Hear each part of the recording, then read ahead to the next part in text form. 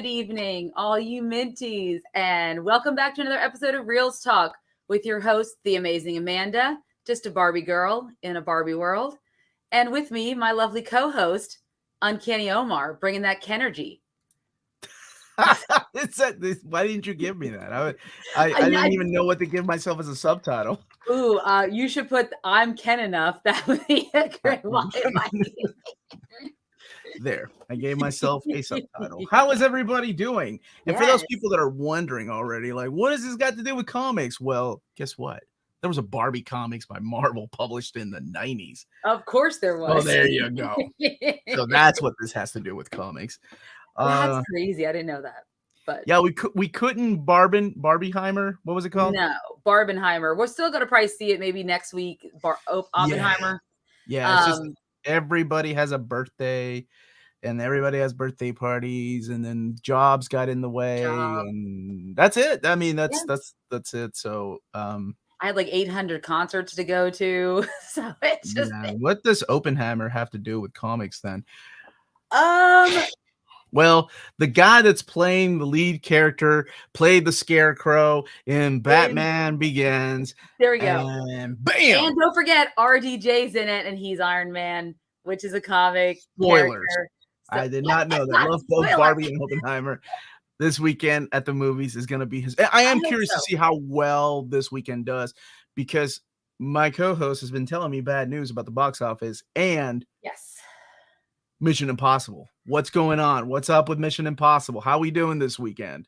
Yeah, I don't know. I mean, this is the first, just before we get into the review. Yeah, the first weekend of Mission Impossible, the 5-day total was about 80 million. I don't think that's really what they were going for.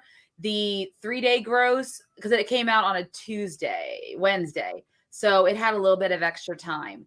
But the 3-day gross is only about 60 million. And that's not, I mean, it is on par with other Mission Impossible movies, but I guess because of Tom Cruise's, I say rising stardom, but I thought he's still riding. I say stardom, he's 60 something. I know he's still riding the tailwind of Top Gun Maverick and all the goodwill from Top Gun Maverick. I thought that people might go for him.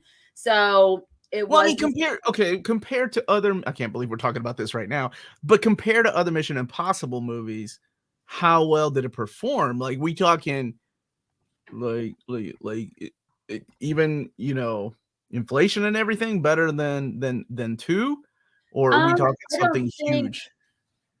I don't think it made Oppenheimer censoring the cruise. It made about as much as every other one has made so far, if I remember correctly. If I remember my reading that I've done. Yeah, I'm telling you now. MI7 will have the biggest drop off this summer because of more than Flash. I've heard Flash had the biggest drop off. Yeah, Griffin X Flash is that drop off was insane. And then another thing I read regarding the box office, it looks like Indiana Jones is likely to be Disney's biggest box office flop. And that's more than The Little Mermaid. Yeah, well, that's in large part due to the budget. It just ballooned astronomically. It was almost they had to make mermaids. Still, making an old man young and jumping on top of trains cannot be more expensive than making. Nope, it was. I think it's reshoots, and I think COVID probably played into it, and that's the same with Dead Reckoning Part 1. That budget is the highest of all the Mission Impossibles, but a lot of that is because of the COVID restrictions and the setbacks because of COVID. So I think all these films are seeing these budgets that probably wouldn't have been as high if they didn't have to go through that pandemic era, right? They were all filming around those times and they got pushed back. They had to go through reshoots, things like that. So I think that all played a large part in their budgets, but you have to take their budget into consideration when you're looking at also their box office, see if they're a hit or not, right? And that's Absolutely. So for Disney, it doesn't look good right now. Well, let's say that. Okay, so there you go. There's the answer to everything. Is Omar a Barbie girl? We're about to find out here in a minute. We're about to find out. And 129 plus marketing for Indy 5. Holy crap. Yeah. And I still don't think it was as creative as Barbie's marketing. No, Barbenheimer, I keep calling it that. Barbie and Oppenheimer had some really creative marketing because I guess it was just the stars aligned and everything. Near Mint, how much of the Flash movie? I don't know how much they've lost. It's not good though. Yeah, I mean, so the Flash with production plus marketing, the numbers are going up to like 450 million as far as what it costs. So they're looking at projected probably loss of like $100 million, maybe even more so. It just depends once it goes on a digital, what's going to happen. I don't remember saying quite that. Yep. Like, I mean, you're right, Blas. The internet remembers, don't they? No, they the internet remembers. Yeah. Yes. And James, I'm so sorry we did not use your we should have used it because I didn't think about it. I made the thumbnail today, not Omar, and he had sent it to me just in the slew of text messages that me and Omar have going back and forth during the every day. It got lost and I completely forgot. So I apologize. But we will use that at some point for something. We can switch it out. We can switch it when Barbie 2 comes out. Yes. Like they really didn't even try with the Flash. Well, a lot of that has to do with the trouble they had with everything behind the scenes, right? Yeah. With the particular actor that was in there, and it's hard to like promote the movie. I think the rest of the cast did, maybe. Yes, I mean they did. I know that Michael Keaton did some little press. He attended a couple of the premieres, not all of them. Mm-hmm.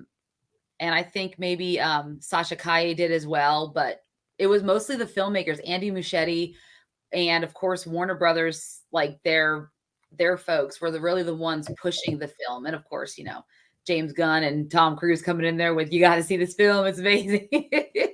Oh, James Gunn did? Yeah, he did as well. I think he's regretting saying that. Hey, Yeager, how are you? Yeah. Meant the wig being apparent on Michael Keaton. He didn't grow his hair out. I thought he grew his hair out.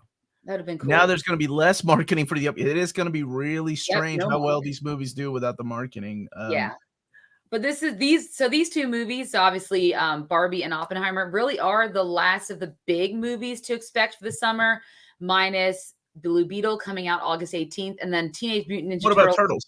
Yeah, I don't remember when they come out, but they're coming out, but not like we have a little bit of time. So this is like the last, you know, hurrah for a while, for about a couple of weeks. So yeah, it's going to be really interesting to see what the box office does. It's been pretty hit or miss all summer. Nothing like we've seen in previous summer box office iterations. It's just not, I don't know what's going on. People just aren't. You think the box office is less than last year, like 2021? I know because I watch other channels that actually follow that and they do their math. So yes, it is. Mm-hmm. I'm gonna let Next Maginaut type out the rest of this. That movie gonna fall off a cliff, 80%, 2-week fall guarantee. Oh, which Mission one? Impossible? Mission Impossible? I mean, if it does like 50 to 60, that's average, that's normal, but that's still not great considering it only opened at 80 million 5-day gross. So realistically, they don't really want that big of a drop off. That's normal, but I have a feeling. So Barbie, for example, had the most pre-sale tickets sold since Avatar: Way of the Water had come out at the end of last year. So it's there's clearly something there, and I'm hoping that if this and Oppenheimer both equally do well, right? Even if they both make 60, 70 million, that's still a lot more money for the two first and second movies to make in one weekend than we've seen so far. So that'd be really cool. And maybe that shows them that we want more original content and not a bunch of sequels and reboots and remakes. And we just want original content now. I mean, the Mattel is, I guess, it's based on Spider-Verse is still the biggest movie of the year so far, or is it Guardians? No, the year is still Super Mario Brothers. Whoa. But Spider-Man is coming up close. Dude. So I have a buddy that works at DreamWorks, and I can't say anything because, DreamWorks, they're all under the same umbrella. And he was like, you have no idea the plans they have. Dan Murrell, that's her buddy. He talks to her all the time. No, he talked to me once. My husband got me a cameo of Dan Murrell for when you watch our channel. and he watched our channel, and I nearly had a heart attack and cried when I got that cameo. It was freaking amazing because I love Daryl so much. Sorry. No, it's okay. Okay, so Barbie is not a Barbie movie. Like Super Mario was made for the fans and normies. I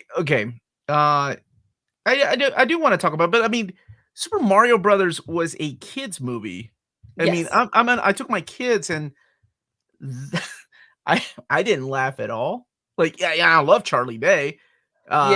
Because the jokes are geared towards kids. Yes, I'm an idiot and I'm like, oh my gosh, it's this and this. Easter eggs left and right? Yeah. For people that grew up with this stuff. I feel like Barbie is a lot different. Barbie isn't geared towards children. It's not. Like, I mean, you could take your kids and there's some things that might go over their head. Actually, let's talk about that. But keep in mind, guys, this was made for what? Wow. It's like a Cleveland shots fired. Hey, I'm not saying it's a bad movie. I actually dug it. Yeah, we watched it several times. But I'm not gonna lie, there's nothing deep about it. It's a kids movie. So don't expect to like don't expect great expectations when you're gonna go and watch. It's not like the Lego movie that subverted all expectations of this whole like grander idea. And that's kind of where Barbie's taking its own. That's how I like when I think about the Barbie movie, it reminds me of the Lego movie, but a little bit more adult, right? Where they're taking the idea and concept of this toy, and it's a little bit bigger picture. And of course, you have the real world, and of course, Will Ferrell's in it because apparently you have to cast him as the CEO villain now in any film, I guess, that you want a wacky CEO villain. I don't know, but it kind of reminded me of that, except the difference is Barbie, the toy itself, has always had a social discourse around it. Legos are Legos. You build them. It's creative. And I love I love the, the theme of the Lego movies about being yourself and creating whatever you like, all that. But Barbie's always had a social discourse around it outside of being a toy. It's not just a toy.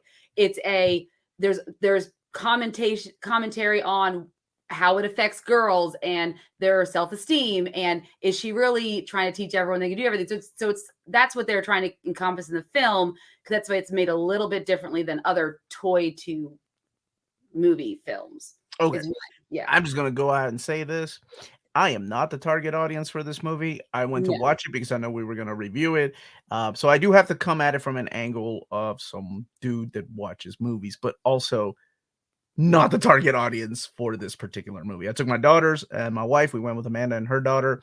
So, and my daughter, I think it's going to be different. Like, it's like, I remember taking you to see Transformers, the original animated movie, right? I'm like, oh my God, it did it, right? I feel like now it's like the tables have turned. Now it's like you and Melanie are like, oh, this is, and I'm like, I didn't grow up with any of these toys, so like I knew about Booby Skipper. I remember that one from the documentary. I didn't know about Booby Skipper. I should have watched I knew a lot more than I thought I did, because I was like, oh, that's it. But yeah, the basic premise is really interesting, right? Like, it's split up into 3 different arcs. The first arc is we're in Barbie World, which is Barbie Land. I'm sorry. Barbie World is what me and my sister had in our basement, and it was the entire basement. Okay, go on. But Barbie Land is what we're in. So you go into it, and it's Barbie, and it's interesting, right? Because it's very quirky, it's very cinematic. I swear to God, I whispered to my wife, I feel like this is what Wes Anderson would do if he was in charge of a Transformers movie, because it's like the toys are playing by themselves. They're acting like her name is stereotypical Barbie, right? So she's acting like stereotypical Barbie. There's Dr. Barbie, there's President Barbie, and then there's the Kens, right? Who are always trying to get Barbie's attention. And Barbie believes that she's an inspiration for the real world. So she knows she's aware of the real world. Yes. And she starts having thoughts like the second day. So the first day, everything's fine, right? Like, they go to the beach, there's a beach off, whatever the hell that means. And then starts having thoughts about death. So when that happened in the scene where she starts thinking about death, I'm like, oh, this is where we're going to go. Okay, this can be real. Because I had no idea where this movie was going to go. Exactly. No, all I knew was Margot Robbie was playing Barbie. That's it. Well, I knew the premise that it was going to be like Barbie Land, and I knew that there was going to be a real world because I knew America Ferrera's in it, and I knew that she was playing like the role of a real world person. So I was like, okay, it's like the Lego movie. I just didn't know where it was going to take it. Like in the Lego movie, the Lego is a Lego when it goes in the real world. Whereas in this one, Barbie has to travel to the real world because she's basically whoever's her child or whoever's playing with her, they're having emotional issues. It's now affecting Barbie. She's gone flat-footed and she has these thoughts that she never had. She started getting cellulite. Welcome to big woman, I guess. and basically she has to go to this like Messiah Barbie, weird Barbie, who is like many of the Barbies I played with when I was a child. We cut their hair. We did really weird things to it. And she has to travel to the real world. And in the real world, she's still Margot Robbie. She's not a doll. So it's a little bit different in that aspect. But I understood that was the premise. I just didn't know where they were going to take the film and what the idea was. Why did she have to go to the real world? So that I didn't know. Oh, nice. You come back whenever you go see Barbie. So when she goes into the real world, she's trying to find the kid that's supposed to be playing with her and why she's having thoughts of death and yes, cellulite and all that. She gets arrested a few times and Ryan Gosling gets arrested with her. He has his own arc. He has his own arc that I do want to talk about here in a little bit when we go a little more in depth about the things we liked and didn't like. And then, yes, we're introduced to the board of directors at Mattel. So Mattel is a part of this movie, and Will Ferrell and his board of directors are all, they know that they know about Barbie Land, and they know that Barbie has come to this world, or a Barbie or Skipper has come to this world in the past, so they have to put a stop to it for some reason, and it's Will Ferrell just acting really goofy. Meanwhile, Barbie does find her human, but there's a little bit of a twist. It's not, yes, God bless.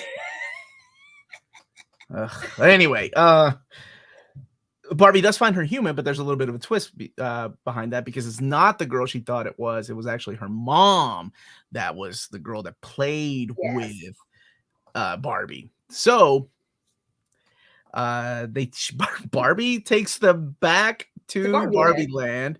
Meanwhile, Ken's been learning about the patriarchy in this world, on our world, our real world, men that rule, including the board of the directors of Mattel. There's nothing but men.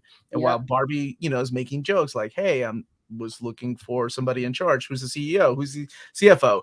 And everybody's a man, right? So Ryan Gosling's like eye-opening arc is that he's like, wait, men like horses and working out, and it's ridiculous. So he goes to Barbie Land first. So it's kind of like Back to the Future too, in a way, because distorts Barbie Land, because he goes back first and he changes everything to, what is it called? Kendom or something like that. And all the Barbies are now worshiping the ground that the Kens walk on. And Barbie comes back with America Ferrera, right? That's her name, and her daughter. And they're like, we got to take it back. We didn't even talk about Michael Cera, who also gets on my nerves. Oh, man. Alan, man. Playing the character of Alan. Yeah. Yes.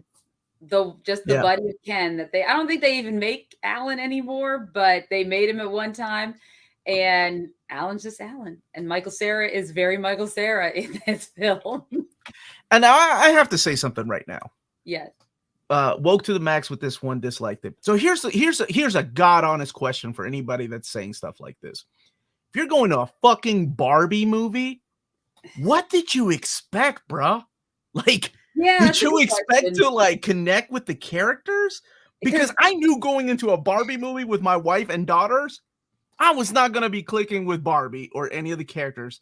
And yes, there is a feminist message in there, and it's strong, and it's beaten into the, maybe sometimes they don't beat around the bush, they beat it in there. But I'm just being 100% serious. Like, if you're going to a goddamn Barbie movie, what are you expecting, bro? Like, come on, man. Like, sometimes you just it's like taking never mind. I'll leave it at that. And I mean that. No, and I mean that. Like, you're that's right. not honest question. I just want to know what people expect going into a Barbie movie. If you didn't play with Barbies, why would you go see it? Yeah, why would you go see it? And that's one of the things, like, if you know anything about Barbie, you know anything about the history of Barbie and what people talked about around Barbie, it makes no sense that Greta Gerwig wouldn't talk about those issues, because that's what Barbie was supposed to represent. Women can do anything, but at the same time, she also had a figure that was impossible to obtain. She was perfect in every way, and they said that was harmful for girls. So it's like you can't win with Barbie, and those are messages that women see also in the real world. You can't win. And America Ferrera has an amazing speech that did bring me to tears about that, because as a woman, you guys don't understand. And I know I'm going to cry and embarrass myself, but it was very heartfelt and it resonated with me strongly. But yes, that's not to say the movie doesn't have its issues, but what do you expect when you're going to see a film about a doll made for girls? Now, I hope you know that when we review the Transformers animated movie, I'm gonna be having that same reaction, and you cannot make fun of me. You have to stand by me, just like I stood by you, and we'll just let it out, baby. Just let it out. I will stand by when you. Optimus Prime takes the bullet for us. Just saying. Okay. Always. Sorry. So no, I think it really has a good message, and you gotta look at it from like the kids. Like, I remember when I took my daughter to go see Star Wars. What the hell was it called? Force Awakens. The Force Awakens, right? When she picks up the lightsaber and my daughter clapped, like, I didn't clap. I didn't get goosebumps. But because my daughter clapped, I was like, man, there's just something beautiful about that, right? Like, that's cool. That's wonderful. And I think even though movies aren't for me, they're for somebody else that gets the message out of them. Yeah. And I feel like there really was a strong message in this one, right? I mean, like you said, because there is a whole history behind that with the doll and the maker of the doll, and of course the company, and making money out of it. Well, apparently you had tax evasion. I did look all that stuff up. That was, of course.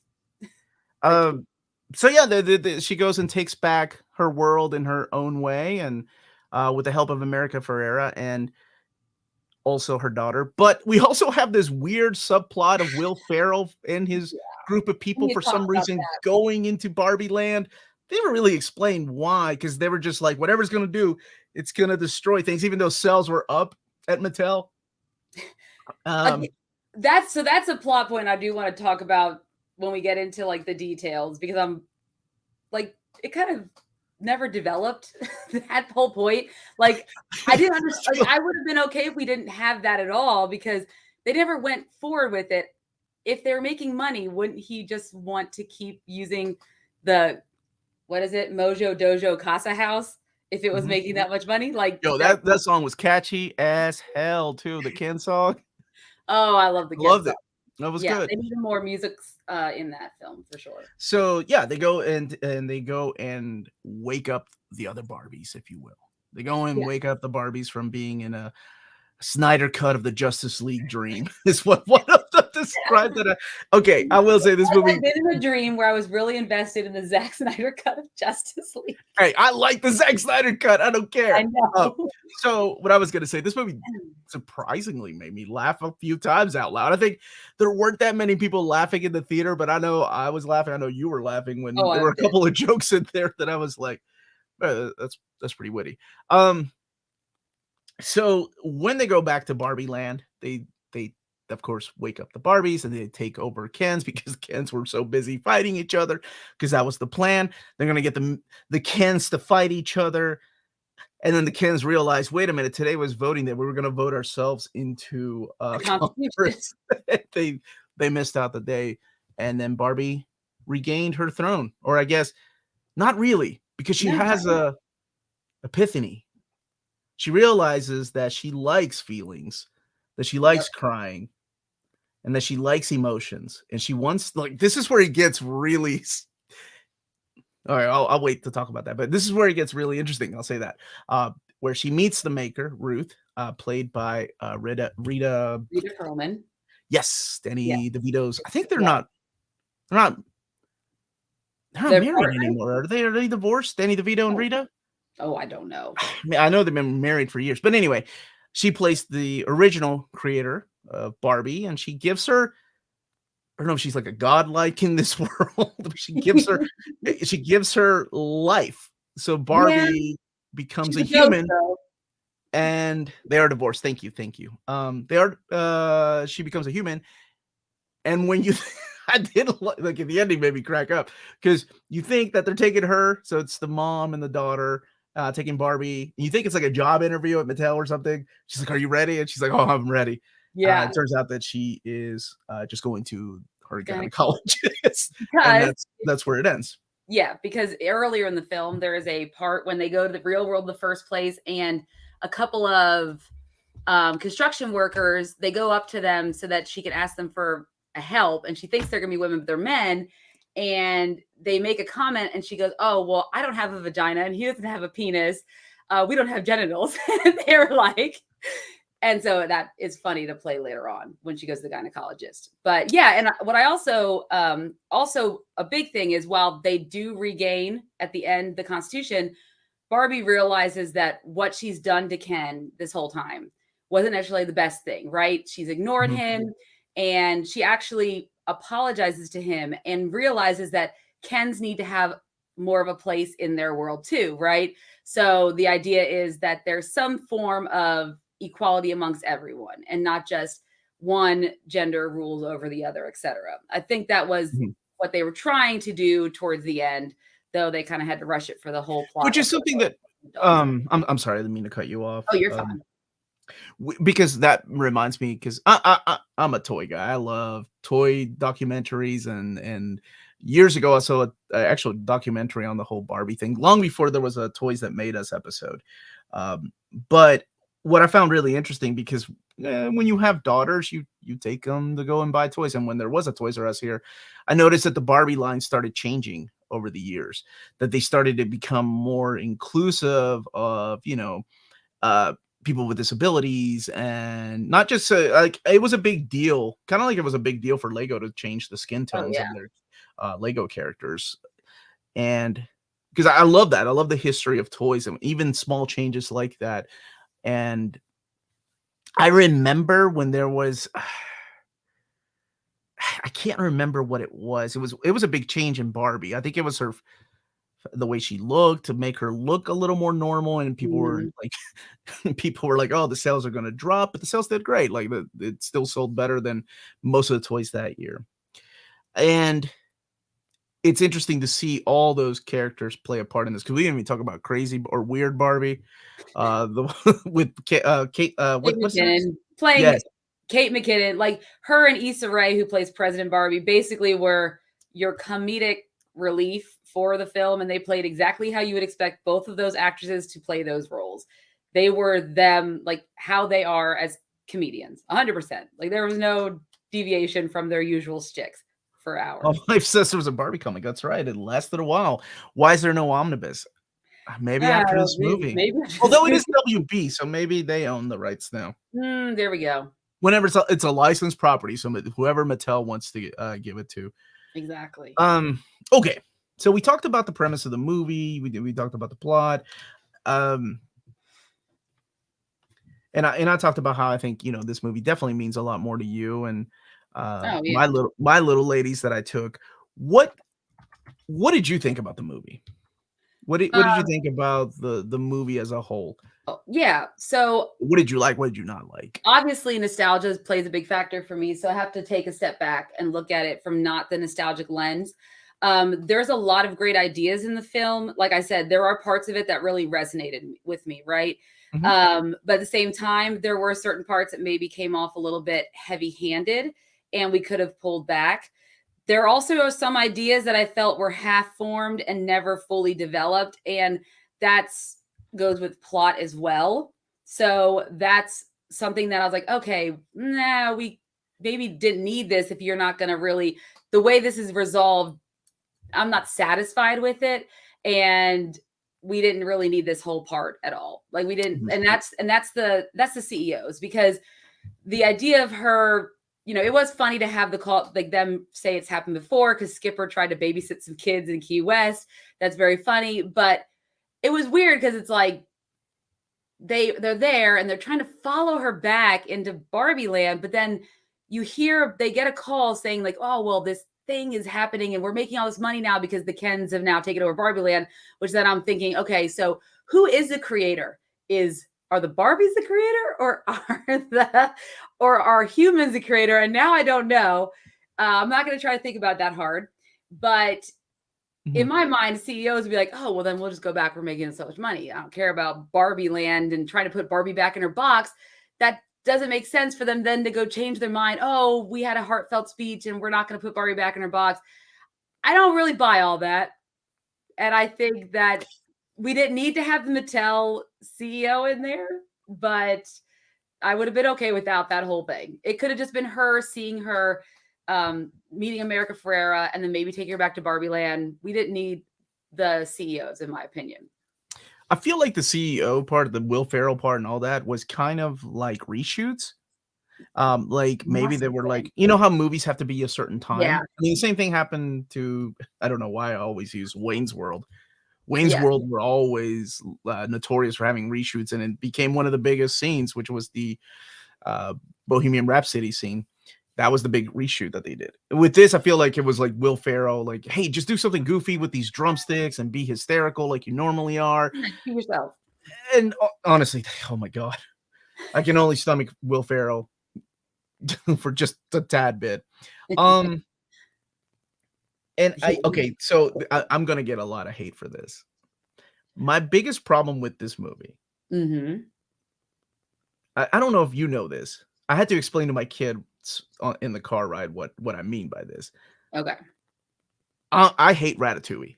Ratatouille, the movie, even though it's regarded as one of the most wonderful Pixar, like seriously, you look at anybody's top 5 Pixar movies, Ratatouille's up there. Yeah. This movie follows that Ratatouille formula. Yeah, you just wait for it. Wait for it. No, explain it. Okay, so Ratatouille, I'm like, I can suspend my disbelief, right? I believe a little mouse can tuck a dude's hair and they can cook, right? But when the little mouse starts seeing the ghost of a human chef, I was like, why? Why can't it just be a little mouse that likes to cook and controls people's hairs? I'm cool with that. When Barbie goes into the real world, I was like, okay, that's where we're going to go with this. Here, it's like, oh shit, the real world is aware of the Barbie land. America Ferrera is not freaked out when she sees Barbie getting into the car and she's like, we got to go get Barbie. And in my head, I'm like, what? Why was is everybody okay with this? Why would an adult woman say that? Why is she not freaking out? So overheard the CEO say they're real, and now she believes it 100%. So that's my biggest issue with this. Is like, we have this goofy chase scene at the Mattel building that is a very cartoony chase scene. Yes, and it was shot well, but it was, but it's like, why do we have to, like, no, we didn't need Mattel at all. It could have just been the story of her going and finding her human, and then her human could have been like, oh my God, you're real, and then coming to terms that, oh my God, Barbie's real and she's taking me to her world. And I know that formula has been used before, but it's worked for a reason. Yes. But when you throw in the idea that, oh, it's just understood that these things happen and have happened, and Mattel just is well aware of it, then it becomes kind of like the Wes Anderson film that I was talking about at the beginning. Yes, yeah. Like I said, Noah. That was my biggest issue with this, with the whole movie. It didn't need the Will Ferrell stuff. Didn't need the Mattel stuff. It could have just been a story. It had too many characters. It had too many characters that they didn't know what to do with by the end. And that was the biggest problem. A lot of ideas that were half there, and that's what probably it's gonna make more money. That's the sad part, because I feel like even like the Ken storyline gets shortchanged, because I feel like it has to get shortchanged so that we can get to the end, right? Because there's all this extra stuff they threw in there with the Mattel and everything like that. And so that Ken idea was interesting, that he would take this back and then it would change the world, but the idea of changing it back, but so that everyone is, has this equality and it's not just one person, one gender taking over the other. I feel like they could have fleshed that out better, and it didn't have to be just a last minute speech she makes to Ken at the end, and all of a sudden, like, it's all fixed, right? I just feel like that could have been better fleshed out, and we could have got rid of the other stuff. And she still could have gone off and become a real person. And Ruth Handler could still show up because she was a ghost anyway. Apparently, she has a room at the Mattel building because she's a ghost. So when people are asking, why is that such a stretch? Like just saying he can suspend his disbelief in other things. I think it's when it's a multiple amount of things thrown, and it's just a me thing. I never hear anybody complain about these things. It's just when multiple things are thrown at me. Like, you ever seen Pleasantville? You remember that movie, Tobey Maguire and Reese Witherspoon? Oh yeah. Okay, it would be like, I don't know why I'm using Pleasantville, but like Pleasantville, right? They came from a black and white sitcom world, or 50s world, and they're learning to adapt into this world. And the people in our world don't realize that they are from the 50s, like black and white television world. Or no, they're shocked. That's right. That's right. Because Tobey Maguire's character loves this show, and Reese Witherspoon's very like, but they go into it. Nobody knows, or nobody accepts it as a normal thing, right? It's not understood. It's like, holy crap, what's happening? I kind of wanted that out of this. Holy crap, Barbie's real. What's happening? I'm losing my freaking mind. Because her daughter thought she was like, Barbie was crazy, right? She was like, you're a crazy lady. You think you're the real Barbie. Yes, exactly. Yeah. Why did you show up at my school and start talking to me? Right. Yeah. Like I said, it's just a me thing. No, that makes that I could see why you would have issues with that for sure. But for me, it was a child of the 80s. I like simplicity and my complex plots. I don't like a lot of things thrown at me at the same time that are just supposed to be understood. I don't know why. No, and that actually makes a lot of sense when you put it that way, because it is strange that they just accept that this has happened before, and that we have to accept that this happened before. Well, and then that opens up a lot of questions. Was somebody really playing with these dolls? In the same way, I love the Lego movie, but I hated that ending because that ended like, the ending was like, wait, is somebody playing with these? How's the piece moving? Like, in that same way, like, it's just, why did you throw that wrench into my wonderful movie? I liked it so far, and then you just threw that in there. Yeah. Well, I mean, they did from the beginning. The Helen Mirren narration. They talk about how she doesn't walk down the stairs when she leaves her house, because you don't do that when you play Barbie. You just take her out of the house. Just imagine that she's walking down the stairs. Imagine that she walked down the stairs. And so she flies off, or sails, I don't know what you want to call it, off the roof and onto the ground, right? So they do those little things like she is being played with. But then again, I doubt that America Ferrera's character was playing with her in a dream house. So it does leave me to wonder how it all plays out. See? Yeah, and then I still do wonder. My biggest question was, if the Kens can influence our product lines, so who are the creator? I'm confused. Where does creation lie? Is it in Barbie land, or is it in the real world? I'm confused now. I don't know where the creation lies. So there's like little things like that are just like, oh my gosh. What I was trying to make Mel and my wife understand last night after watching the movie, she's like, what? Why are you having a hard time understanding that Mattel created Barbie Land? I'm like, yes, I know they created Barbie Land, but why is it understood that it's a real place where real life dolls live? And she's like, no, they created it.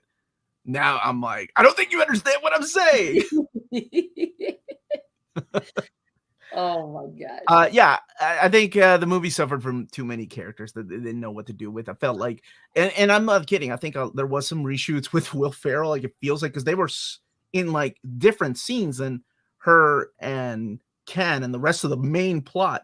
Felt like those little, almost like Pluto adventures from Disney cartoons. When Pluto would go off on his, I always hated those, would go on his own away from Mickey and Donald and everybody. And yeah, this was like filmed separately.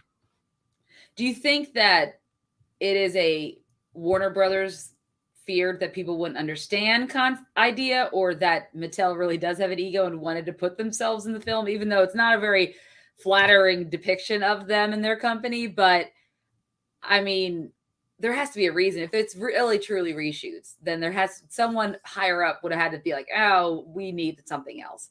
And then Greta was like, okay, well, we'll throw this in there. No, I really do feel like, hey, I like Will Ferrell. He's funny. He could come up with something to do for the next 10 minutes. No, And he Will did. He Ferrell's like, did. "Give me a pair of pink drumsticks," and everybody lost it in the writers' room. And I swear to God, I Oh feel like that's exactly what happened. Oh. So yeah. What about you? Anything else you didn't like about the movie, or you wanted to talk about? No, I mean well, as far as the acting, we haven't talked about acting yet. I really Yeah. think that our two main characters, Margot Robbie and Ryan Gosling, really did deliver on this premise. Ryan Gosling went way in. I mean, he went full in on being Dude, Ken. his Whereas, like, character was so good. I hated him at first, and then I was like, oh, I loved his "This guy's character. I was like, hilarious. I want This more of guy's this Ken. hilarious." I want more of this Ken so badly. Yeah, and I liked Margot Robbie. I think she really did a great portrayal of her character as well.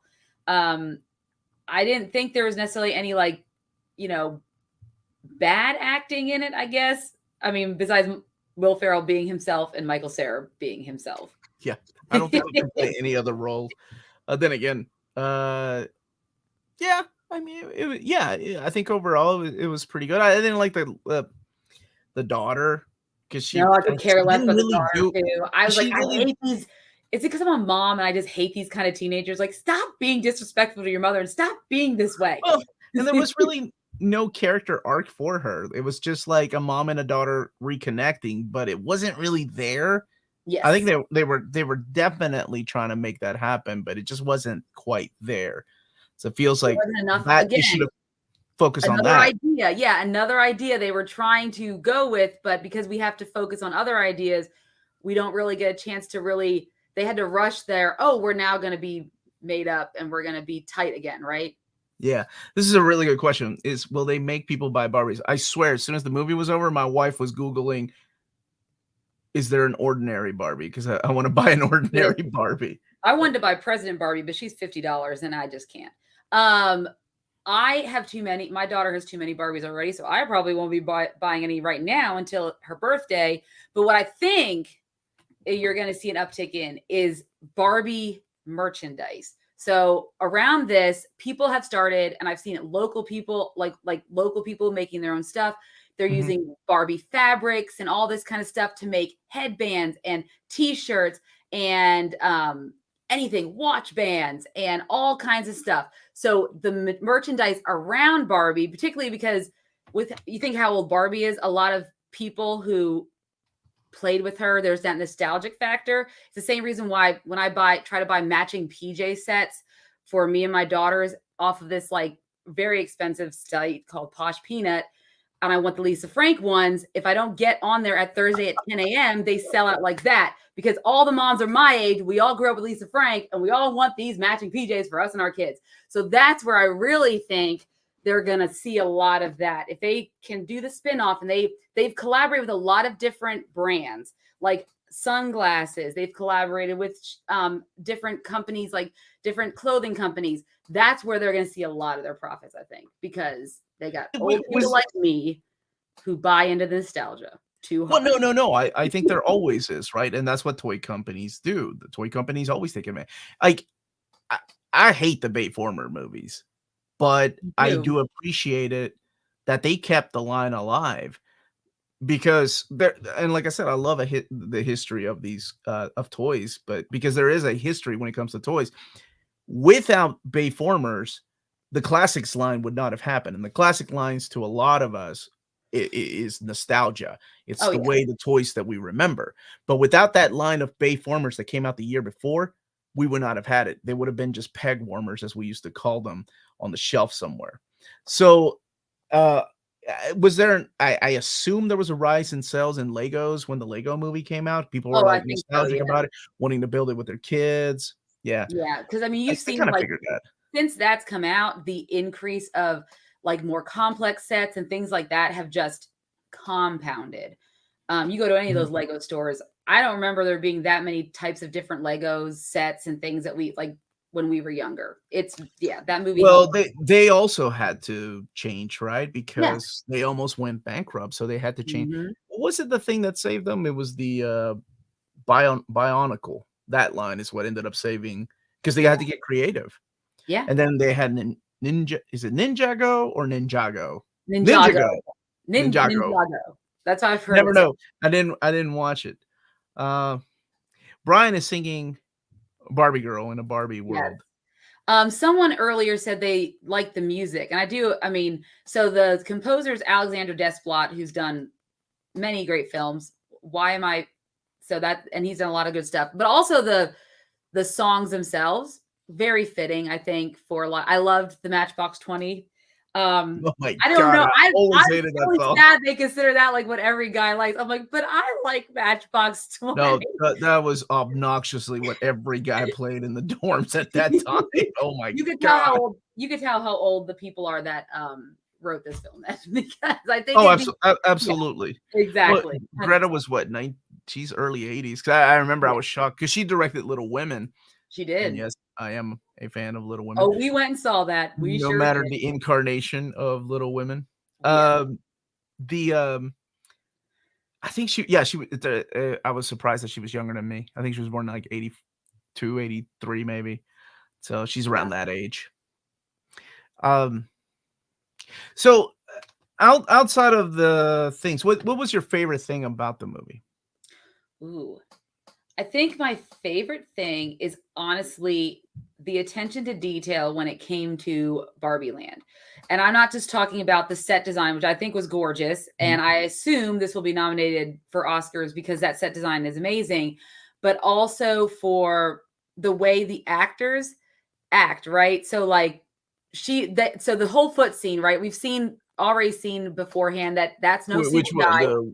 When she steps out of Oh, whoops. Yeah, no, yeah, Once Upon a Time in Mexico. Yeah, or Once Upon a Time in Hollywood. Hollywood. Yes. No. So we've already seen so they did that in real time. It's not CGI. She stepped out of the heel and stayed on her toe. Like she had to do several takes of that to get that to happen. Right. And even when she's having that existential crisis and she flops down, like she does it in a way that she's a doll, so she can't really move like we can. She kind of like flops on her side, rolls like forward because that's how she would be. Like little things they do like that, I thought were very clever. And I really enjoyed that they took those times to make it really look like they are dolls essentially. And like they take them off. Yeah. I thought that was really cool. And the way they sit, right? Like, because they don't have any knees, so their legs have to go straight up. Yeah. Exactly. So they paid a good attention to like those little details. And that I think even when they drink like their food and stuff, it's not real. So they're just like, they take a shower and there's no real water. That stuff I liked. That stood out to me the most for the whole film. I just thought that was a great job by Greta and the cinematographers, all the stuff. I really think that was great. There were some beautiful shots at the beginning. And like I said, I give Wes Anderson a lot of crap, but I can appreciate some good cinematography and great shots. And I think that's what this reminded me of at the beginning. And I don't know if I could have stomached a whole movie like the beginning for the whole thing. That's the ongoing joke. Yes. But it was really cool to see. And it looked like they spent some money. It looked like there were some practical effects with a lot of the things in there. I mean, there was some goofiness and some fun with cartoon effects that they had, especially when a car would flip over. Yeah. John Cena's little cameo was so ridiculous. Apparently he was happened to be filming and they just asked him if he wanted to be in it. He was filming next door. So he said, yeah, sure. Which is kind of cool. I was disappointed, or maybe it's just I didn't hear it, but I was really hoping that they would use the math is hard line when the Barbies went dumb for the Kens.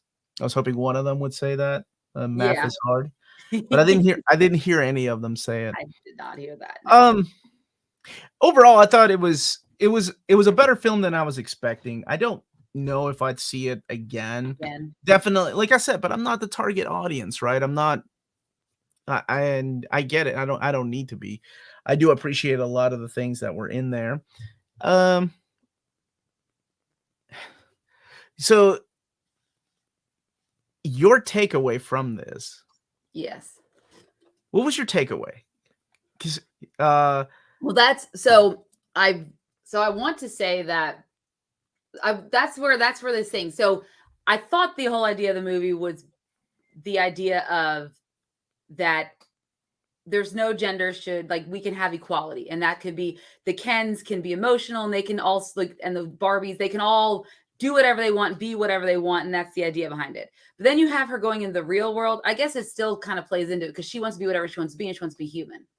And she wants to be more than an idea. She wants to be the one imagining things, right? That's what she says. Because even though Ruth told her that humans don't live forever, but ideas do, she doesn't care, right? I feel like, I guess it still plays into it. But I guess my takeaway was that's what they were trying to go for, is that, you know, this doll has a complicated history with the women empowerment movement, I guess, and what that means to be a woman in the real world, but doesn't mean you can't stop trying. Mm-hmm. Do you think that's where I don't know. No, and also at Ken's, you can be emotional, and you can also and we could all share a seat at the table. I don't know. I think that's where it's going. There's a lot of, like I said, there's a lot of ideas in the film, and that all could go there was a lot of ideas, but that's why it's like some of them are half baked and not fully formed. And that was the biggest issue. Like, yeah, we have some great moments. Like I said, America's Fair speech was very moving to me. But again, everything just seemed kind of half-baked ideas in there and not fully formed. Mm-hmm. What was your takeaway? My takeaway is that you have enough. You don't have to play a role. You can just try to find happiness in yourself and make yourself happy before making anyone else happy, which is some good advice. I mean, that's good life advice, right? Like that's what I tell all my friends that are about to get married. I'm like, make sure you find your own happiness before you are, committed in a relationship and trying to make someone else happy. You gotta be your own person. And I feel like that's what Ken learned at the end. So maybe that was my takeaway, that he doesn't need to be. That's a good takeaway. Because that's what she does, because she goes through this. She is going through an existential crisis. And I guess so was America Ferrera's character, because she was the assistant for the CEO. She's really good at drawing. And again, her character wasn't as fleshed out as I think it should have been. That was probably I thought she was just a secretary. I thought she was a single mom too. So when all of a sudden they show her husband playing Duolingo, which our family all plays Duolingo, so that was very funny. I was like, wait. So what are the struggles? Is it just internal struggles? I don't know. It was, again, all ideas that were not fully formed. So that was the only issue that I had with that. But yes, I agree with you on that, because she was questioning, she's not a Supreme Court justice. She's not an astronaut Barbie. She's stereotypical Barbie. So what does that mean for her? She's not anything. And that was that was her. I did like that the song was changing to fit the. Oh, I do. I like that. That was clever. That's very clever. But yeah, I think who really killed it for me, it was Ryan Gosling. And I love Margot Robbie, right? But this Ken song was just so catchy and so ridiculous. Who wrote the Ken song? Because bless them, they did a really good job. But no, Ryan Gosling. I know it's a Barbie movie, but Ken really did steal the show on this one, because he was phenomenal. And I enjoyed him. One more thing I wish they had done, and that was add more of Helen Mirren in there, because I forgot about Helen Mirren narrating the whole damn thing until Margot Robbie's crying and she's talking about how ugly she is. Oh, yeah, that's right. And Helen Mirren steps in and pauses the movie and goes, what did she say? She's like, this is obviously cast the wrong person. Robbie is not a good person to cast in this role if you're saying she's ugly. Yeah, that was something like that. That was it. That's what she said. And then she's gone. I don't think she even narrates the last part of the movie. I think it just ends on because then it's Ruth. My gynecologist. So that was an element that was added in there that I thought was really strange. Because I was like, oh, I like the narration aspect. That's cool. It's explaining things. Maybe you could have used that narration to explain why the human world is okay with dolls coming into their world, because that's just a known thing. Okay. What else was there? Oh, I did think that the lady at the bus stop was somebody. You're right. What was it? Who did it turn out to be? It's Ruth Handler's daughter, Barbara, who is the inspiration behind Barbie. That's cool. She turns around and she says, "You're beautiful." And she says, "I know." I thought that was really pretty. Okay. Out of 10, Amanda, what would you give Barbie? I think I would give this 7.5, and mainly because I feel like there's a lot of good ideas, but there's nothing. Some of the stuff doesn't get fully formed, and there's certain plot points that I can do without, or just cut some characters, and I'd be fine with. And that's why I would give it a 7.5 out of 10. 7.5. Cool. This is a 6 out of 10 for me. It was fun. You know, I didn't have many issues with it outside of it reminding me of a Wes Anderson flick, which I'm not a fan of Wes Anderson, so We're not a fan of yeah, that's about it. 6 out of 10. Anybody that's seen it, please let us know in the comments or in the chat. Let us know what you think about this, and hopefully we can see Oppenheimer to make it complete. Yes. Now we're gonna take some questions. Let's see. Little Women film was good. Which one? Do you like the one with Winona Ryder? I've seen every incarnation of that movie. Watson. I love those movies. The Dua Lipa song was good. Yes. One question: do you think people are gonna rewatch this movie like Mario Brothers, Top Gun, and Spider-Verse? I don't know. I don't know. I don't know. What else is coming out in theaters after this? I mean, besides Blue Beetle, I keep saying that. Ninja Turtles? I know, because I'm just really excited for Jaime Reyes. Let's see. Movies that are being released coming soon. After this, I mean, we don't have a heck of Haunted Mansion, but no one's gonna go see that next weekend. I'm sorry, that's not gonna. So yes, there is a Haunted Mansion movie. It comes out next weekend. Disney, I don't know if that was a smart move, but it's fine. Wait. What? One more time. What'd you say? Haunted Mansion. There's another Haunted Mansion movie. Not Eddie Murphy. They're remaking it again? They did. They remade it. I think Jamie Lee Curtis is in it. Huh. And I want to say Keegan-Michael Key's in it. I'll have to look at the. Yes. I'm out.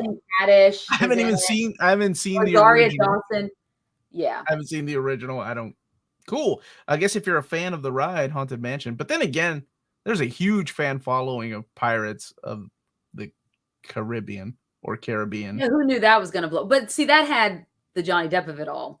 And he created a character that became iconic. You kind of need that to make these kind of films. Eddie Murphy can create iconic characters. Do you think Gerwig will be nominated for any director awards? Was she nominated for? No, she was. Was she nominated for? Nominated for Little Bird, or what was that movie called? Lady Bird. Yeah, she was nominated for Lady Bird. Lady Bird. That's it. Yeah. Yeah, with Saoirse Ronan. Yeah. Here's something fun. Will Barbie get an Oscar? Best Picture nominees. It'll definitely get some nomination. Yeah, given the what we've seen so far in the movies, I think it's Stereotypical Barbie can be any kind of Barbie. Glad they went with Robbie and not Schumer. I think with Amy Schumer, it definitely would have been a different type of movie. And there was a different writer at that time too. Yeah, Diablo Cody, I think, was originally supposed to write it. And she wrote Juno, directed, if you guys aren't familiar with that. But she even came out and said she what they were looking for, she just couldn't do it.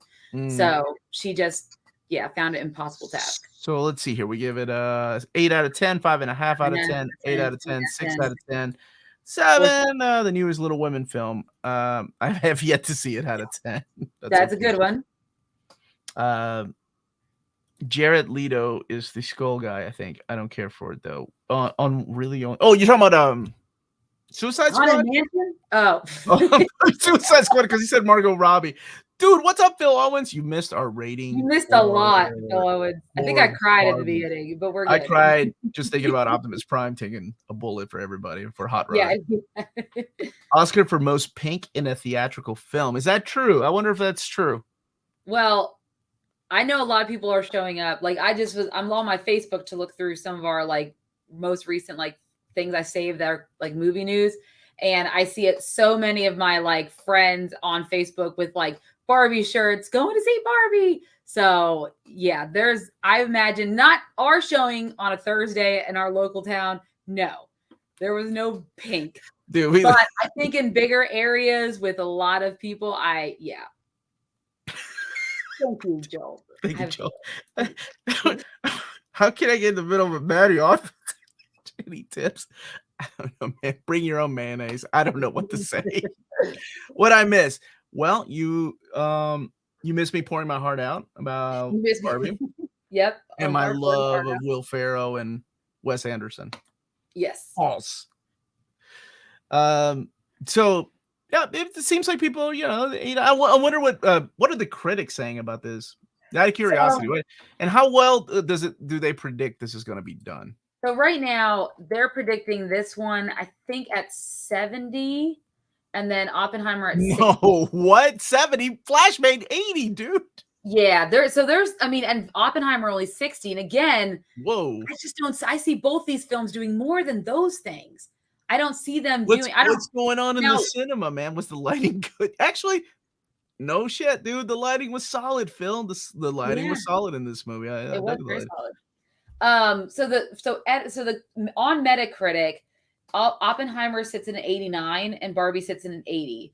Now if you go to Rotten Tomatoes, I think they're both in the 90s.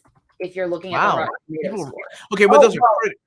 And like Oppenheimer, I mean, the reviews right now are saying this is Nolan's best work. That's why I want to go see that. Really? More than like what's your favorite Nolan? It would be like the epitome of everything he's worked towards is Oppenheimer. That's what everyone's been saying. So we need to go see that this week so we can review it because this week is gonna be so hard for me to get out because this is my busy week. What's your favorite Nolan flick? Anybody that's watching too. I mean, honestly, probably Dark Knight Rises. I don't know, that's a good one. I mean, I did like Prestige though, even though a lot of people don't like the twisted Prestige was solid. Good. I thought it was a solid twist. Spoilers, the twist. But I mean, yeah. So yeah, man, I still go with Memento. Memento is my favorite. I love Memento. That was so shot wonderfully, and didn't know what to expect, and it was just new. Oh my god, yeah, it was so good. I mean, they're all okay. People love taking his plot apart, and my my reaction is always the same. Like, if you ignore the plot holes, Nolan films are so enjoyable. Every one of his films has a plot hole, but man, they're just fun. Oh, dude, Inception is so good. Interstellar, God, Interstellar. That scene with McConaughey just. Oh yeah, that was a good. When he's sitting there watching his daughter older and just crying in the screen and the music. Oh my god, dude, rip my heart out. That's rough. Yeah, but I'll tell you, I don't think there could be plot. I mean, it would be weird to put a plot hole in Oppenheimer. It's a real life. It's a real story. Well, no. Okay, it's a little different. I'm gonna go through here and see what. Tenet is solid too. Tenet, yeah. Barbie was the one who created the bomb. No, sir. There are those. Theaters are packed, wearing pink clothes, hair, shoes. It was crazy, and the screenings are all sold out. That's awesome. Yeah. So they're there to watch The Flash. That's good. Rodimus Prime. Yeah, they're so excited about that. Saw it 4 times. That's great. Not a big Nolan fan. Doesn't surprise me. Can't even spell the name of the man's last name, Josh. Doesn't surprise me. Surprise me.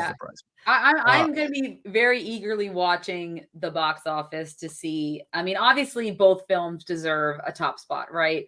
And they've been doing such a good job of this. It's fans that really brought this marketing of the Barbieheimer or Arby, depending on how you watch it. If you watch Barbie first, if you watch Oppenheimer first. Oh, well, damn it. Now we're Barbieheimer then. We're Barbieheimer. And Inception. I think boys and girls could both see Avengers with something for everyone. Barbie movie seems to be appealing to girls. Well, yeah, but I mean, you going into a movie called Barbie, you know what to expect, right? If you're looking for something for you, there's Ken. I got something out of it. No, the twist in Prestige ruined it. I like the twist in Prestige. I thought it was good. Inception, yes. Oh, dude, Inception's great. Memento, Interstellar, Inception, Memento. Amazon just dropped the new episodes of Invincible. What? Oh, awesome. Oh, it's the Adam Eve one, right? That they were gonna premiere at San Diego Comic-Con. Oh, that's awesome. Does every plot have a hole? No, I guess not, according to Amanda. Omar, you ignored the plot holes like a rat dreaming a chef. He wasn't dreaming. It was a goddamn ghost, Josh. There's a difference. I would have been okay with it being a dream. Yeah, Inception is probably my favorite. Interstellar, some good stuff. Damn, forgot Interstellar. The Prestige equals Wolverine versus Batman. That's what we all called it back then. Tenet sucked. Nolan hasn't entertained me since Dark Knight. Dude, I didn't like Dark Knight Rises. My brother texted me. He was like, "I can't wait for you to see it. This is gonna be an Oscar winner." And I'm like, "Really? Okay." He's like, "This is gonna be your favorite superhero movie." I went to see it, and I was like, "This is not that good. Like, it's not that good." Like, I like Tom Hardy, and I thought it was, it was good. I didn't hate it, but I wasn't a fan. I love Batman Begins, and I love the Dark Knight. Dark Knight is like hands down. Is that what Radioactive Barbie. I did not mean Dark Knight Rises. I meant Dark Knight. Anything with Heath Ledger. Dark Knight Rises is the third one. Yes, exactly. I don't know why Can't get into Nolan's newer movies. Barbenheimer. Barbie and Oppenheimer dropping on the same day was really, I don't know how, and it's not like they're competing studios, Universal and Warner Brothers. So it's really crazy that it's just latching on. Are you talking? Was that the episode with the Freddy Krueger guy? I think that was that one. You're talking about Rick and Morty. Yeah, Tenet wasn't anything special. I liked it. It just, what was the movie that he did? The Following? All these little indie flicks he did before he got big. I read it as an imagination, not his ghost. Invincible Season 2 will come out November 3rd. Thank you so much. Didn't like the ending of The Dark Knight Rises. My favorite Nolan are Batman Begins, Insomnia, Prestige, and Dark Knight Rises. Didn't like Batman Begins or Dark Knight Rises. I like Batman Begins. I thought it aged pretty good. I thought it was a good origin movie. I like that superhero origin type of movie. Watch the Tenet preview before Rise of the... What's ROTS, Amanda? Help me out here.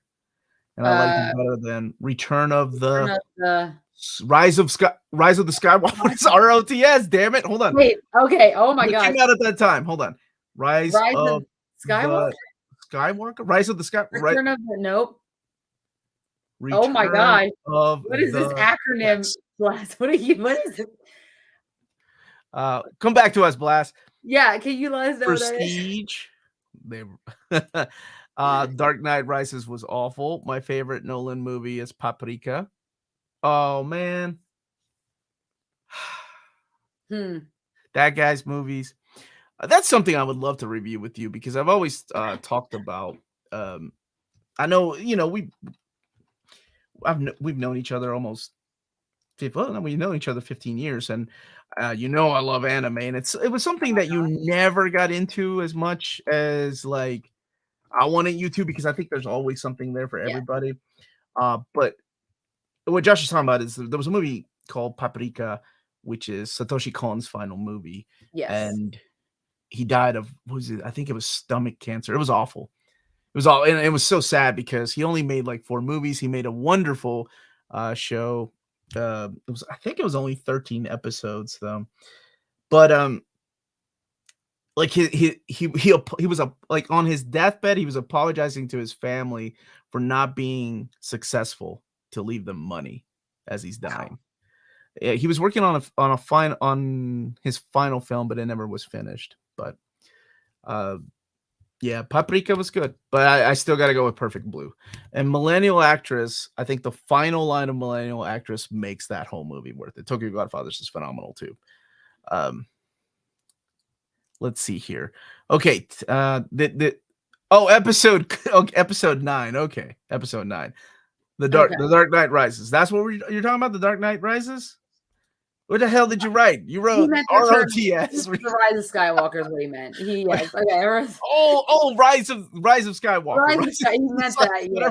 Whatever episode 9 is called. I already forgot. Yeah. Well, so did most of us. I've only seen it one time. Yeah, I've only seen that one time, I think. Yeah. Not honestly. Star Wars. Yeah. Scary Terry. That was that episode. I also liked 1 Hour Photo. That's Robin Williams. That's the one with Robin Williams playing the creep, right? And he has an Evangelion figure because Robin Williams was a huge anime and video game player. That's why he named his daughter Zelda. And in the movie, he has I think it's the Eva 05 that he's showing the little kid. If you've never seen the movie. Well, I have, but I wouldn't know if that's So Amanda has already seen Transformers 86, though. Yes, I saw in theaters. It came out like a one-time showing, like on a they did like an anniversary showing at Cinemark. Right now, AMC I think is doing the Studio Ghibli movies. Like they started with Nausicaa, and they're doing a dub, and then they're doing the sub. Oh, And we do those like once a year. We see one of the movies once a year. He meant Tenet preview before Rise of Skywalker, saw the teaser in IMAX back in 2019. Thank you. Paranoia Agent. Yeah, that was his TV show. I think it was only 13 episodes. It's great. Rise of Skywalker was rot. Are you coming to Cleveland tomorrow? David McElhaney is doing a signing. Am I going to Cleveland? No, I wish I was. Wonka thoughts. I'm gonna let Amanda go first, and then I'm gonna explain my Wonka thoughts. I mean, go ahead, Amanda. Tell him what you think. I love me some Timothée Chalamet. I think he's very charismatic, and he's okay. And yeah, I don't know. I mean, it's fine. I wasn't needing another Wonka film, to be quite honest with you. I was good with the original. Didn't care for Johnny Depp's weird Michael Jackson impersonation one that he did. So I don't know. It's fine. It sounds like it. Is it come out in the winter time, like around Christmas? Because it seems like it would be a Christmas film that I would like when Lyndon's off from school. That'd be a fun thing to take her to when I need to entertain her, and you can't go outside because it might be snowing. I don't know. I don't care. Like, did you watch the trailer? Yes, I was in the same theater you were, watching the trailer and explaining to my wife who the Oompa Loompa was, and she was thought I was talking about Hugh Laurie, and I'm like, no, not Hugh Laurie, of Laurie and Grant. I'm talking about Hugh Grant. And she's like, which one is that? And I'm like, oh man, let me see because it's not just a game with Melanie about guess the actor, but it's also a game of guess the actor, but only the movies that my wife has seen and could remember. That's what it's like. I've never seen Charlie and the Chocolate Factory. You know, there's only one Willy Wonka for me, and that was Gene Wilder. That was it. Yeah, that was it. Yeah, I'm sure it's good, and I'm sure people will be entertained. But I mean, yeah, I don't know. It'll be Rise of Wonka. But how can that cute little boy become? I don't know. It's fine. Whatever. How can that cute little boy become a dreamy Gene Wilder man? They kind of look alike, honestly. They do. I mean, a young Gene Wilder and a Timothée Chalamet. Yeah, he's trying to. He's definitely trying to channel Gene Wilder's character, not Johnny Depp. So there we go. Hold on a second here. There's some good comments. You can get Nolan to direct any superhero trilogy.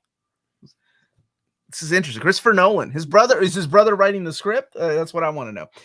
What do you choose? Ooh. Any superhero, Amanda. Who do you choose? Why is it the Flash?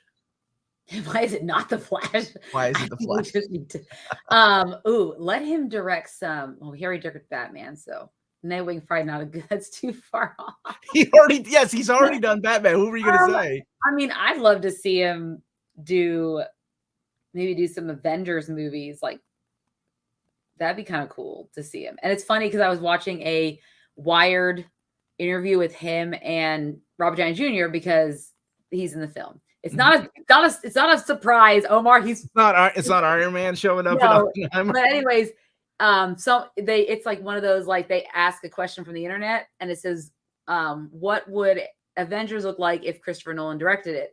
And Robert Downey Jr. made the comment, we'd still be filming it because he doesn't like to use CGI.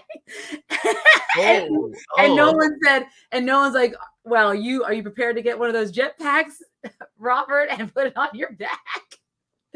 But for real, Doctor Strange borrowed a lot of its cinematic look, the first one, from Inception. Like the cities, like, oh my gosh, that was freaking crazy. What would I like to see him direct? I mean, it would have to be something trippy. It would have to. I don't want to say Doctor Strange. A character for three movies, right? We get 3 movies. Yeah. I don't know. You know what? Yeah, I'm gonna say it. An actual Moon Knight. I was not a fan of the TV show. Oh, that could be cool. Like a movie Moon Knight would be awesome. The other one, actually, Joel said it. The question would be a great. Oh my God, the question is right up Christopher Nolan's alley. Yeah, I was gonna go with Constantine, but I don't know. I think I'd rather see him do Moon Knight and The Question. That would be cool. That would be really cool. Aquaman 1 was good in my opinion, so looking forward to the second one. They're on their third round of reshoots for that film. Oh, I don't boy. like. Are they gonna add Will Ferrell running around with pink Yes, drumsticks? I don't know what they're doing with Aquaman, but third round of reshoots. I mean, it could be James Gunn going, look, yeah, we need to add my wife in this movie. So he's like, we have to can replace. Oh wait, you put the Julian in there. Oh, maybe he is. Oh my gosh, maybe we'll get Guy Gardner in. You know what I wish they would do? What the reshoots would be? All right, hear me out, Amanda. This would just make all the nerds' heads blow up. Adding Henry Cavill as Superman in there just to piss everybody off, especially since they cast a new Superman just recently. Oh man! I think what they're doing is I heard they're removing Batman's. Was Batman making a cameo? I think that either Michael Keaton or Ben Affleck were supposed to be in the film. What is going on in the DC universe? Decide to remove them. What is going on in the DC universe? What's happening over there? Ready for this Superman movie, I guess. Well, I like Batman Beyond. That would be good. I'd like to see Nolan tackle Batman. He's already done Batman. That's not too far off. Ooh, Batman Beyond would be perfect. Ben Affleck. Was Ben Affleck supposed to be in this movie in Aquaman? I guess so. Is he replacing Mira? I don't know what's going to happen with that. Maybe that's what they're doing. Maybe they're getting rid of her character. I don't know. He's recasting his wife as Mira. They should replace her with Johnny Depp. Johnny Depp should play Mira just to piss everyone off. Oh man, these movies. Yeah, I don't know. It's just a darn mess, man. It's just a darn mess. Did you say it's a darn mess? Mm-hmm. Yeah, I guess that's one way of putting it. Yeah, darn mess. And it's not all right. Better anytime soon. What do you predict, Amanda? This is your prediction right here. Because much like my predictions, I'm usually right.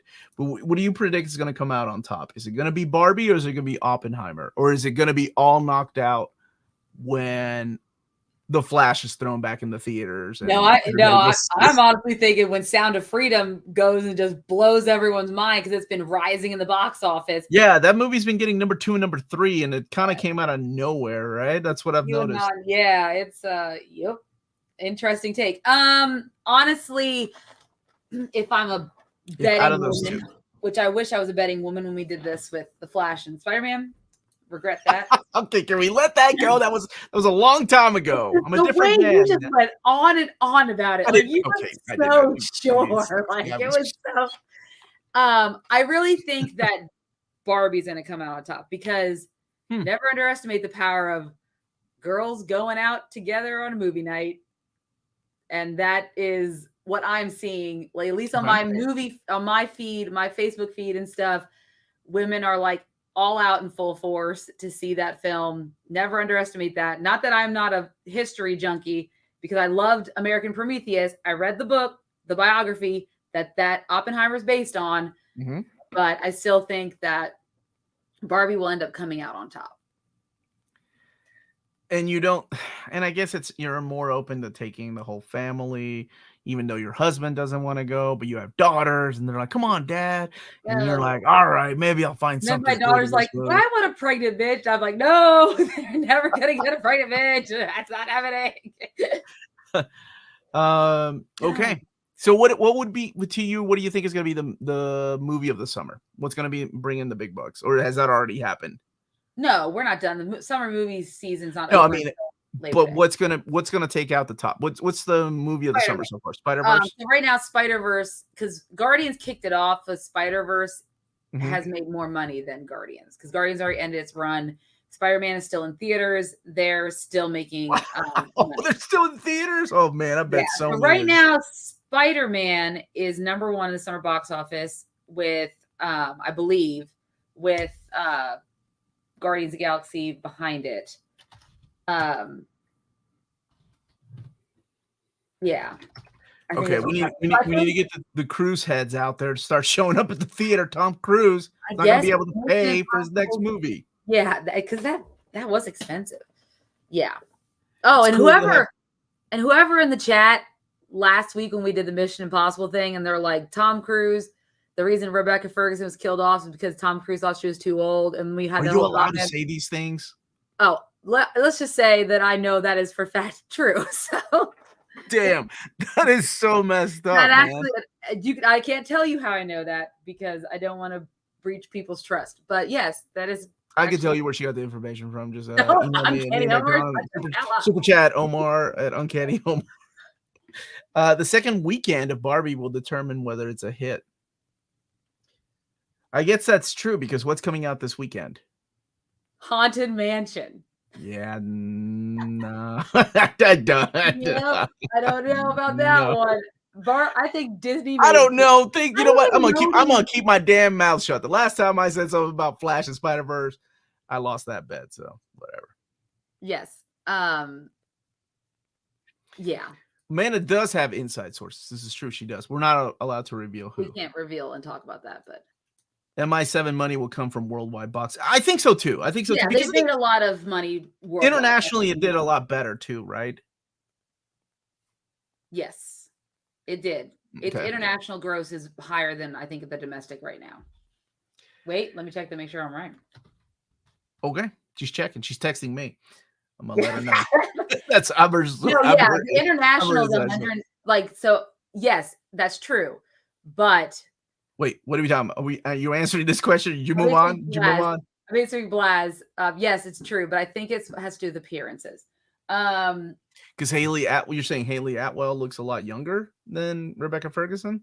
I think that. I mean, I don't know the full story. I remember somebody that blew my mind because I thought she was older too. Yeah, but it's Hollywood, man. So Mission Impossible 7 has made $169 million internationally and only $99 million domestically. So it's not near breaking even or getting big budget back, but we still have a couple more weeks, so we're fine. But yeah, internationally it's doing really well. And everything in the China box office is just falling flat. China is just not seeing Hollywood. You never know when Haunted Mansion will take over. I didn't know it was coming out. I did. They're doing such a bad job promoting that movie. Also, Sound of Freedom. Speaking of promoting, never heard a single promotion about this movie. Word of mouth, like everybody definitely is seeing this movie because the box office is just like it's always second or third at the box office. Yeah, and it's rivaling with some pretty big movies too. Yeah, and it has. I mean, and I hear it's a good film. I don't even know what it's about. I think so. Child trafficking. I think so. Yeah. MI7, Barbie better than Oppenheimer. MI7 better than Oppenheimer. You think MI7 is still gonna? Wait, you think it's gonna do What's better going on here, Blast? Or you think it's just a better movie? I don't know. I don't know. What's happening here, Blast? What's up, Joey? How are you, buddy? Hey, Joey. How's it going? Killer of the Flat. Oh, I cannot wait to see the Martin Scorsese's movie. Yeah, it looks good. That doesn't come out until the fall, right? No, it does. Yeah, Scorsese hardly ever releases movies in the summer. He's a little too artsy for that. Not even Danny DeVito can make people go see Haunted Mansion. Oh, yeah, he's in that. He's in that. Yo, Haley Atwell, Vanessa Kirby. Yeah, everybody's got their favorite MI girl. Mine's Vanessa Kirby, my Sue Storm pick. Paula Patton. That was my MI girl from Mission Impossible 4. Let's see. Cost $16 million and it broke the $100 million mark. So that's the summer winner, in my opinion. And that is The Sound of Freedom. Yeah. I mean, if you're going by who's making their money back, yeah, definitely 100%. Wait, Nicole Kidman's in The Sound of Freedom? I haven't seen her in a movie in a while. I thought she was in Lioness, the TV series with Taylor Sheridan. Oh. Wait. Taylor Sheridan has another TV series? Yeah, with Zoe Saldana and Nicole Kidman called Lioness. Yes, I know. I don't know. It depends. Are they going to do the same thing Kevin Costner did and expect more money and less time on set? I don't know. Costner, man, you're killing me. You're killing me, Costner. He's having a lot of issues right now. His divorce didn't go the way I think he wanted it to, and yeah, he just needs to make Robin Hood 2 and Field of Dreams 2 and Postman 2, and I'm all there. I'm there. Tower of Terror is the best Disney horror movie based theme park ride. Tower of Terror? I haven't seen that one, dude. I haven't seen any of these. Like, I think really the only one I saw was Pirates of the Caribbean, and I wasn't really like, it didn't really blow me away or anything. I know people love it. I know people love Johnny Depp. I just thought it was okay. I know my dude from Coupling was in there. He played the bad British soldier.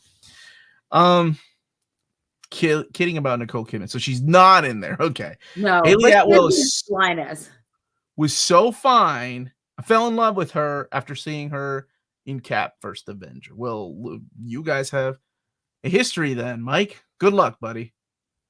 Hit her up. You never know. I saw that Sofia Vergara is getting a divorce from what's his name. Yeah, Joe Manganiello said. I thought they made a really good couple. I really like both of them because she started playing Dungeons and Dragons with him because he was a big D&D guy. So hopefully, I don't know. The creator also looks really good. Postman, that was a good movie indeed. One of my first. Dude, I love Postman. Very underrated. You know what? I'll say it. I actually like Waterworld. I didn't have a problem with that. Tower of Terror came out in 97. It's Hess, Kristen Dunst. How do you not know about this movie, Amanda? Oh, wait. Are you talking about the TV? Isn't it is a Disney TV movie that they had? And yes, I know. I've seen this. Yes. Yes. And it's solving a mystery in the elevator, or maybe that's not Tower of Terror. Well, Tower of Terror is the elevator, right? Yeah, it is an elevator. Yes, it was. Yes. Is that what it is? Nope. It was just a film. I'm thinking it has a Steve Guttenberg in it, though. Dude, ain't nobody drank the Kool-Aid, King Sport Cow. Nobody went to see Waterworld. That movie flopped, and the damn set drowned. Like, the set drowned underwater, and they had to rebuild it. But you know what? If it wasn't for that set, we wouldn't have Titanic. That's right. See? Kevin Costner once again saves. What is that? Did you find it? I'm thinking of. It was only produced for TV. Yeah, it was never in theaters, but you can't see it anywhere now. Omar, brother, please inspire me on my next read. I have reread Preacher and want to jump back into some newer DC. What absolute or omnibus do you recommend? Omnibus. Let's see. Wait, it's not newer, but did you have the Hellblazer by Garth Ennis? That's solid. Newer DC, you have Dark Knight's Metal. That's okay. Dark Knight's Death Metal. Three Jokers. Really controversial. Some people love it. Some people don't like it, but beautiful artwork. You should definitely check that out. Yes, I know Coupling. I used to date a girl. That's kind of why I actually stayed dating with her for a long time. She had the really expensive Coupling DVDs, and I just wanted to go over and watch them. I loved Coupling. It was the British version of Friends. And they tried to make an American version of it. Wasn't there talks of Margot Robbie taking over Pirates? I think there was like rumors about that never really came to fruition. Just like her not being Sue Storm, which I think was the smart move. I think a movie about the hydrogen bomb would be crazy. It's 1,000 times more powerful than the atomic bomb, and very little is known about it because it's a born secret. It would be cool. But I think where Oppenheimer's going to go is more of the human piece and how a man can go from being loved to being hated by its own government so fast. Omar, you and me, we can be good movie friends. I enjoyed Waterworld too. That's right, man. That dude was doing things way ahead of their time. I want to know when Salem Slot movie's coming out. Are they doing a Salem Slot movie? Not going to suggest Batman Year 2 because it's not an absolute yet. I wish. Absolute Swamp Thing, but he said new, so I didn't know. Bad Costner movies are rumor has it Revenge and Wyatt Earp. Wyatt Earp! Oh! You know what? Wyatt Earp is better than Tombstone. All the cool kids like Tombstone. I don't give a shit. Wyatt Earp was a better movie. Yeah, Wyatt Earp was better. It was actually about Wyatt Earp. Tombstone was cool, and it had a cool... Although I do like some of the casts a little better in Tombstone. Yeah. Bill Paxton, though. Bill Paxton, always solid. Yeah, so if I can mix and match the cast in Tombstone and in Wyatt Earp, you'd be sad. Yeah. Waterworld's definitely better than Costner's Postman, but kind of the same thing. Margot Robbie was also supposed to do Tank Girl. I forgot about Tank Girl. Why isn't there? Hellblazer and if you want to go old school, man, get that Hellblazer. So good. Dude, I know. I hated freaking Coupling. I can't believe we're talking about Coupling. This is awesome. What was it? After season 3, they lost Jeff. Jeff was the best character. He couldn't go to sleep with that girl because he has 2 legs. I love that. That's one of my favorite episodes. Do you know when more Flashpoint Beyond is coming out? I've read the first trade. No, I do not yet. Tombstone is so much better. Yes, everyone agrees with you, Josh. Mm-hmm. Yes, the Sam Lancelot movie is done, just no release date yet. I have Wyatt Earp double VHS. Dude, Wyatt Earp is beautiful. It's a freaking epic. Stop being an edgelord, Omar. You're the one that says Tombstone so much better. Please get in line, edgelord. I don't even know what an edgelord is. Why do you sound like that's something like a high schooler would insult me with? When is Expendables 4 coming out? That's a movie I'm excited for. I think it comes out at the end of September. Like September 22nd. It's not a summer movie? No, it's not a summer movie. So September's a weird movie month too. I'm like, it's not a summer movie. It's not a it's a transitioning into the artsy movies. Yeah. It's like a prior to Halloween movie. So, but I'm psyched for it. When will we get an update about the Marvel Omni request in tomorrow's live? Or I don't have that info yet because they were doing They were doing the sales meet for a week, and now it's San Diego Comic-Con. So everything is San Diego Comic-Con. Yeah. Jeff was the best character. Wish that was streaming. Is it not streaming? I think you can download them. Happy Jamot. I don't know what that is. I want Crank 3, damn it. Wyatt Earp is a good 1.5-hour movie, but it's stretched, dude, because it's epic. It's beautiful. Did you see Justice League versus Godzilla versus King Kong? Yes. I'm excited for that. I like Costner's flick where he was a general manager for the Cleveland Browns. Untouchables was cool too. Was that Bull Durham? He did so many baseball movies. I know he did. Untouchables is one of my favorite, like top 10 favorite films of all time. It's not Game Day, is it? No. What's that? It's not Game. Isn't Game Day one? Tin Cup. Tin Cup's the golf movie. I can't remember. Omar DC has gone crazy with reprints. When's the new catalog video, dude? I have had that stupid catalog for a week and a half now, and I can't make a video until they tell me to make a video. Or they tell me to, because I'm allowed 6 hours before they release it everywhere else, is what Hank told me, but he's not there anymore. And also, the minute I make a video and they catch wind that I'm breaking NDA, there goes any contact possibilities. I'm not going to be, let's just say there's a certain website that has burned a lot of bridges because they broke a lot of NDAs in the past. And I'm not going to do that. So it sucks. I got to wait, even though everybody's leaking the news everywhere. But I got to wait until they give me the approval. Costner and Mr. Brooks. What y'all know about that? Yeah, Mr. Brooks was solid.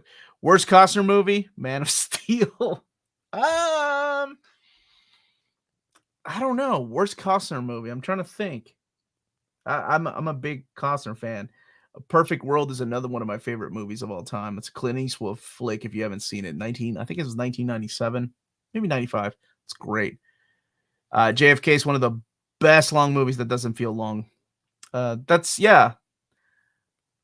one Oliver Stone, right? It's great. Let's see. Whoa. Have you been keeping up with this, Amanda? Any San Diego Comic-Con news? The news you gave me was quite exciting. Yeah, that was from Image. And then they lifted the embargo, so now everybody knows. So you can go ahead and talk about it. Oh, so Omar sent me this, I guess, before the embargo, but now it's lifted, so we can talk about it. So one of the guitarists from Fall Out Boy, obviously my favorite band, as you all probably know, Joe Troman, is doing a comic with Rick Remender called Holy Rollers. And not just Rick Remender. Wait, who's the other person? I forget. What? Not just Rick Remender, Amanda. Okay, let me look back at my text message review. Hold on. Andy who? Oh, Andy Samberg. That's right. Andy Samberg. What a weird combination. Yes, Brooklyn Nine-Nine, Andy Samberg. What a weird combination, but very excited about that. It comes out in November, and I think he's like a bowling. He's a bowling guy who has to save the world. They sent us a bunch of the internal artwork, and it's just ridiculous. It looks cool. I'm so excited. But you're right. It is a weird combination. It's Andy Samberg. Yeah. It's the guitarist from Fall. He's not even like it's Pete Wentz, who is clearly, it's always been like the more famous one, but he's doing his own. Well, he's doing his own thing. He's doing something. Yeah, with their new head shell stuff they've got going on. But yeah, it's the wild. I don't get it, but I'm excited about it. It makes me happy. The Zack Snyder Justice League joke. It was great. Omar laughed at that one. And I love the Justice League. You know what I laughed at? When they said it happened before, and they said, look at what NSYNC. They said that NSYNC were a bunch of dogs. They're all Kens. They're all Kens. Yeah. Oh, that made me happy too. Then I hope the next Barbie movie will like magical girls. I say if this movie does well, honestly, it'll open up the doors to a lot of toy IPs that will have the same kind of flavor, right? I mean, do you all remember what was the first movie that did it? I want to say it was the Brady Bunch. In the 90s, we had this just overabundance of old TV shows coming back as movies. We had like the Brady Bunch, we had Chips, we had like, oh my gosh, what was the other one? Beverly Hillbillies. And they came from the show and they were stuck in the real world. Like, it was just weird. I feel like if this movie does well, we're going to have the same kind of thing with different toys. Yes. Because unfortunately, Rise of the Beast didn't do that. I'll be interested if they make a sequel, because I don't feel like Greta Gerwig or Barb or Mart, they're not like but they surely can make a spin-off of one of the Kens or one of the Barbies. You know that stuff is just bound apparently to happen. Since Shang-Chi's never happening, I guess they could do a Simu Liu spin-off of his Ken. I don't know. Mission Impossible. But I think the one that kicked it off, if I'm not mistaken, was the Brady Bunch movie. It just seems like they were just coming left and right. And I'm sure back then, older people were like, can't Hollywood come up with something original? You know, just like we say we are today. Kind of like what older people are saying now. Yes. Anything else you want to talk about before we bounce off tonight? No, I think that's all the big news. Oh, one big news in the theaters, though. AMC's no longer doing the whole charging by the seat location. I guess they realized bad idea. So there we go. So I did one more thing, and I'm sorry. It was the Netflix news. How well did Netflix do this quarter? Oh, so they actually they're actually doing really well. Surprisingly, you'd expect them not to do it, but while everyone else like Disney, Amazon, people are like letting go of IP, they're letting go of people and different segments. Like Disney's talking about selling off their broadcast television, like ABC. Meanwhile, Netflix has grown subscribers in part because of their crackdown on the passwords, which has happened to us. So we had to get our own because we were no longer allowed to log in with my mom's account. Mother effers. All she needed to do was just pay $5 extra or something, right? Yeah, well, then she's not doing that. So, anyways, and then because of the strike, they're not forging contracts with any new shows or movies or anything like that. So they're saving money. The strike's saving them money, which is probably not what I think the writers or the actors intended. So they're actually doing better than most of the other streaming services right now in terms of their bottom line, which is crazy. So there we go. So did Netflix go woke and they went broke? Is that what happened? Is that what Ocean Rider is saying? No, I think he's talking about Disney. I don't think that that's the reason. I think that I don't know if anyone really knows how to make money off of streaming. They went all in on streaming. Hardcore. If my boy Tom Cruise can't get people to go see The Flash, I've lost faith in everybody. I think a lot of it has to do, and even Bob Iger said, like, you're talking about major properties with high budgets being put directly onto the streaming service. It not only diluted the market, but it also, they're not getting a box office return on that stuff. Like Secret Invasion should be a movie. Like if they really wanted to do that, right? I never understood how the hell they're making their money. Yeah, like I still you paid $9.99 a month to get Disney. You can't tell me that that's gonna pay forward for all these large properties. Star Wars is not cheap. We know Marvel's not cheap. So yes, that I think is not really what they're putting out. It's that they're putting out too much and they're not seeing any return on investment, because I don't know if we really even know numbers wise how that works in streaming, because no one's sharing that information. Yeah, that's always been really weird to me. And it's not like,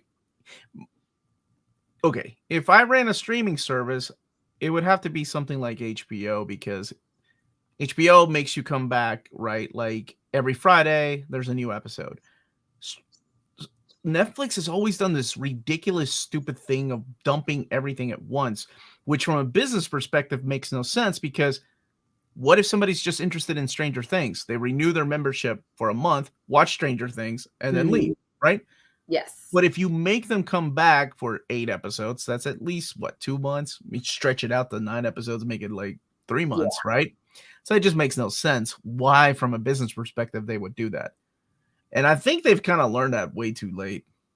Yeah, but I mean, they're still doing good. And someone said they could be, I don't think they can legally lie about their money. They can lie about their numbers when they put out, oh, so many people streamed this. I don't know how accurate that stuff is. Nielsen ratings are the only, because it's a third party, but not everyone does it. It's just a sample size, so it's hard to say, right? But I don't think they can, to their investors and shareholders, I think there would be a lot of issues if they lied on their 10Ks or whatnot. That would not look good. I will never forget this. So I have my buddy that works at DreamWorks now. So Josh is saying Netflix idea was before they made their own IP. So I don't know if people remember that. I guess depending on age, Netflix used to just have DVDs that were sent to your house. So my buddy that is working at DreamWorks, his roommate was this guy that moved to New York. And I met his roommate when we went to California, and he was like, oh man, I'm going to New York. And I'm like, awesome. Why? I got a job with Netflix. And I was like, oh, cool. Why? What are you going to be doing? And he was like, oh, they're going to be developing their own series. And I remember going, oh, that's a stupid idea. That's never going to take off. Oh, you should stay in California. Boy, I was wrong. I mean, they haven't. I mean, geez, it's crazy. Figures don't lie. Liars figure. That is also true, because a good accountant or good CFO can make any numbers look the way they want it to. That is true, Michael. That's very true. All right. Next week, we will be back. I think next Friday is when we're coming back. Yeah, because you said, you can't do Wednesday, so we'll do Friday. And I think we're gonna do Secret Invasion and wrap it up. Yeah, let's do that. Yeah, we'll do Secret Invasion. We're gonna wrap it up. Obviously, by then the 6th and final episode will be out, so we will make sure we watch all 6 if we haven't already, and then review that on Friday for you guys. And let's see what the future holds for the Skrulls and Nick Fury. Michael Valenzuela is still rating Kevin Costner. I love it. Make sure we're talking about Robin Hood. Why is no Prince of Thieves? Robin Hood is one of the greatest movies ever made. I love that movie. The only good thing about that is Alan Rickman. Okay, first of all, how dare you? The only thing, I'm sorry, Ryan Adams. Everything I do for you. Ryan Adams' song and Alan Rickman. Get the hell out of your own show for saying the only good thing of Robin Hood. The goddamn arrows. They invented that shot for that movie. The slow motion. Kevin Costner's butt shot, accent or lack thereof, depending on the sheriff's cousin, who's a phenomenal underrated actor. I love that dude. Cancel Christmas. Oh wait, that was Alan Rickman. That was a great line. Oh, dude, when he looks at the hookers and he's like, "You 9 o'clock, you 10 o'clock, and bring a friend." Oh, I love that line. It's great. We should review that movie. That's a great movie. It's one of the greatest movies ever. Given that nothing's going to be coming out soon, we're going to run out of things. Borrows the theme from Robin Hood, Prince of Thieves. Every Disney movie you watch with the song, with the theme, that is the theme to Robin Hood, the opening theme. There we go. So there you go. All right, that's it, everybody. Sorry, I went on a whole. I love that movie so much. He couldn't do a British accent. No, he cannot. No, he tried, but no way. He tried, yeah, real hard. All right. Anything else? No, I think that's all I got. All right. Everyone stay healthy. BLT, dude. Keep that chin up, brother. Keep that chin up. I've been there, man. Keep that chin up, brother. Stay healthy and safe out there, everyone. Amanda, take us out. All right. Thank you guys so much for watching. Don't forget to hit that like and subscribe button. And remember to follow us on all of our social media channels at nearmintcon. Remember to check us out on Spreadshop for some great Near Mint Edition merchandise. And also check us out on Patreon. For $1 a month or more, you can support us here in what we do and get some great perks along the way. And last but not least, if it's classy and cool, it must be Near Mint. Good journey. We're out of here, Big Sage. And we will see you next Friday.